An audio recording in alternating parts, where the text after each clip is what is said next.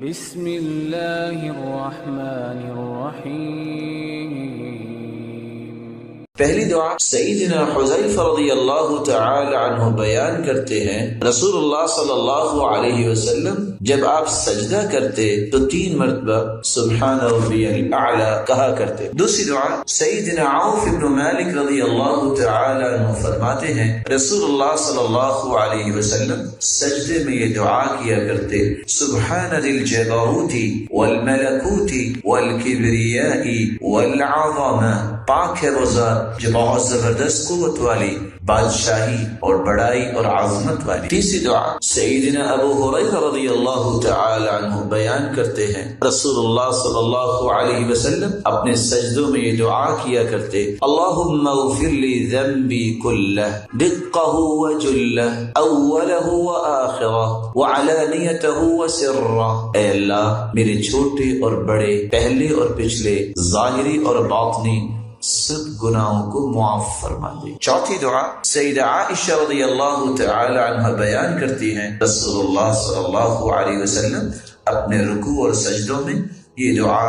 کثرت سے کیا کرتے، سبحانک اللہم ربنا وبحمدک اللہم اغفر لی۔ پانچویں دعا سیدہ عائشہ رضی اللہ تعالی عنہ بیان کرتی ہے، ایک رات رسول اللہ صلی اللہ علیہ وسلم کو میں نے اپنے بستر پہ نہ پایا، میں نے تلاش کرنا شروع کیا تو میرا ہاتھ آپ صلی اللہ علیہ وسلم کے قدموں پر جا لگا جب آپ سجدے کی حالت میں تھے اور آپ کے دونوں پاؤں کھڑے تھے اور آپ یہ دعا پڑھ رہے تھے، اللہم انی اعوذ برضاک من سخطک وبمعافاتك من عقوبتك وأعوذ بك منك لا أحصي ثناء عليك أنت كما أثنيت على نفسك۔ اے اللہ میں تجھ سے تیری رضا کے ساتھ، تیرے غصے سے اور تیری معافی کے ساتھ تیرے انتقام سے پناہ چاہتا ہوں، اور جس طرح تیری ثنا کرنے کا حق ہے میں حق ادا نہیں کر سکتا، تو اپنی شان کے لائق حمد و ثنا والا ہے۔ ساتویں دعا سیدنا علی رضی اللہ تعالی عنہ فرماتے ہیں، رسول اللہ صلی اللہ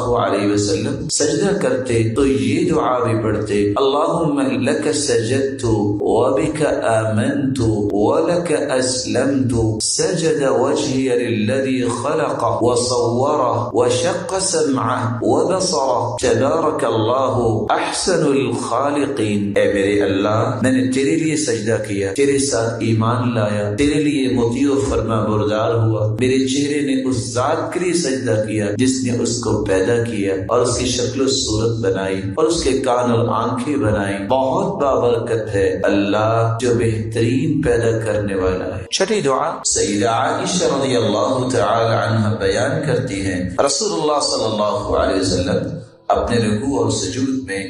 یہ دعا پڑھا کرتے تھے، سبوح قدوس رب الملائکۃ